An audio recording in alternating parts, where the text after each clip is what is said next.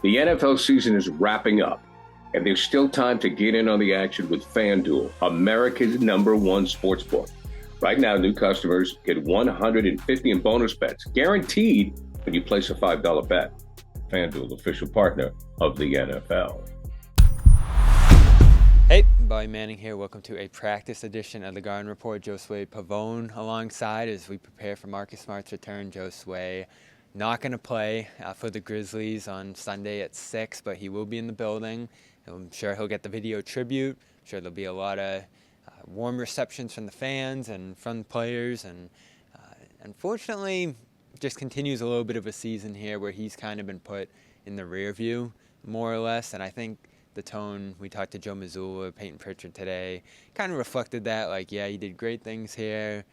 Love him, a lot of good memories, but, you know, we're trying to win this game, and more of a forward focus, especially given their recent struggles, rather than reminiscing on the past with Smart. You know, I think Marcus is going to probably have the same type of attitude too, because he's a leader for the Memphis Grizzlies, right? He has to show that obviously what happened here in Boston was special to him and means a lot to him, but he's looking forward to his time in Memphis, and obviously he can't be on the floor, so I think it kind of takes away from that focus in the sense of, you know, seeing how he performs on the floor. We're obviously not going to be able to see that, but from a leadership standpoint, I see Marcus is doing his best to stay focused, keep his guys focused at the task at hand. But I'm sure when that video tribute plays, I'm wondering if we'll see some tears. I don't know. We'll see. I know it's something I've asked some of the Celtics fans out there. I know I asked Max during our last episode of the Cedric Maxwell podcast. I wonder if that's going to happen. But either way, we're going to get that special moment, I'm sure, throughout that tribute video, and then right after it, when of course he'll pop up on the big screen. Here's Joe Mazzulla talking about Smart's legacy in Boston. You don't replace a guy like him. You just find different ways to be able to do it. And so who he is will always be etched into, you know, the city of Boston because of what he's done, you know, in the community service, and then what he's done here, just helping represent and give. Like, I think he's one of the guys that started our defensive foundation before I got here because of his ability to compete at a high level, to defend at a high level, and execute different coverages. And so just like I said, who he is off the court, and then kind of what he brings from a mindset standpoint and a defensive intensity standpoint. It'll be good to see him tomorrow. What's it going to be like seeing him tomorrow? I mean, he was the heart and soul of this team for so many years. After the game, it'll be good. During the game, you got to win the game. So we know there's two sides to this, Josue. I think everybody who played with him, who is still here, who was connected to him in any way, acknowledges the defensive intensity, the community work, the leadership skills in many ways benefited this team, especially if you're going way back to Brad Stevens' first days here. And I think Brad's talked about that this year too, that we were kind of in it together just in terms of figuring out what we're doing here. First year in the league, second year in Brad's case. But there's the other side of that coin too, that I still feel like you feel a little bit of in terms of, you know, maybe his leadership style being too intense for these guys at times, the offensive issues many people had with his game, just in terms of, you know, the shot selection and everything else, and then, you know, just how it ended here, you know, falling short few times in the East Finals and in the obviously NBA Finals. So you have the good with the bad with him, and that ultimately made him in many people's minds. And of course, we were talking to some of the fans the last couple of days, the most divisive Celtic we've ever covered. Clearly, people loved him. Some fans thought, get him out of here, and that's going to be the key. And, you know, to the latter's credit, I feel like they have benefited, obviously, along with adding some guys from kind of getting some more breathing room for Brown and Tatum at the top of this team. Yeah, I think what you always going to look back on is obviously the run in 2022, right?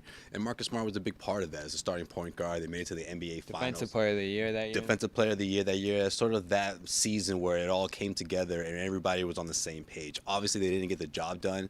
It's unfortunate that, you know, Celtics had to part ways with Marcus for the betterment of the Celtics team. I think everyone agrees, especially when you see how this team looks up until this point this season. However, the growing up phase for Jason Tatum and Jaylen Brown, Marcus has a lot to do with that. So I think when we look back, we'll always remember that part of what Marcus meant to this organization, to those two in particular. I mean, the three of those guys led this team on that title run, or that Eastern Conference run where they won the conference. And I always remember as well is that the cover of I believe it was the ESPN or Sports Illustrated. I don't know which one it was. Sports Illustrated. It was Sports Illustrated's idea to have Tatum and Brown on the front cover, and they said, "Wait a minute, we got to have Marcus as well." Like, I just think, well, I'll always look back at those moments, I should say, that season where it came together. They fell short.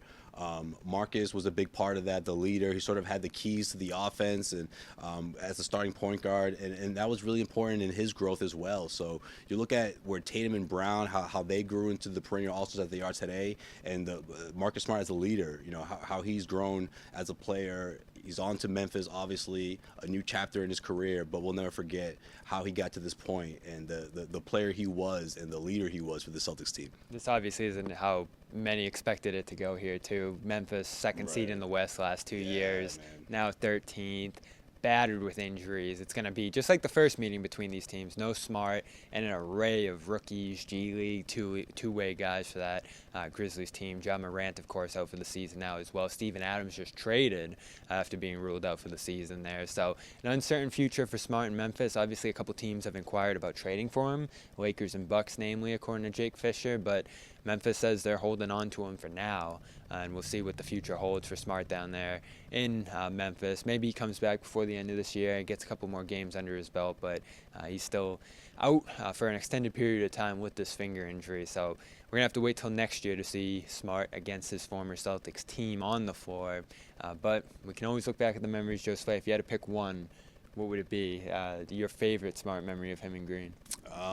The back-to-back charge on that's everybody's favorite, I James feel Harden, man. That one for sure. I mean, it just stands out because it's just so symbolic of who he is as a player, and obviously that move that he's able to pull off. But doing it in that moment, right at the end of the game, nationally televised game, it just really it personifies Marcus well. So yeah, I think that's the one for me. I always love the free throw misses, the intentional ones. Then the big one against the Rockets there, where he was able to get in, grab it out of a crowd, and then toss it back to Jalen to tie the game. I don't think they ended up winning that game, but those are the ones, the hustle plays. And one of the first was down for a loose ball with KG. And then he got up off the ground, and KG kind of gave him the pat on the back, like, there you go. That's how you do it. That's the way it's done. Yeah, that's right. That was a good one. So let us know your favorite memories below, how you're going to react to his return. We'll, of course, have wall-to-wall coverage of his return at Boston tomorrow at TD Garden. And hopefully we'll hear from him as well, despite him not playing in this one. So follow along for all of that. Of course, post-game as well after Celtics Grizzlies. Tip-offs at 6. Josue Pavon, Bobby Manning. We will be there. And stay tuned for more content here on Celtics All Access and CLNS Media. This has been Practice Edition of the Garden Report.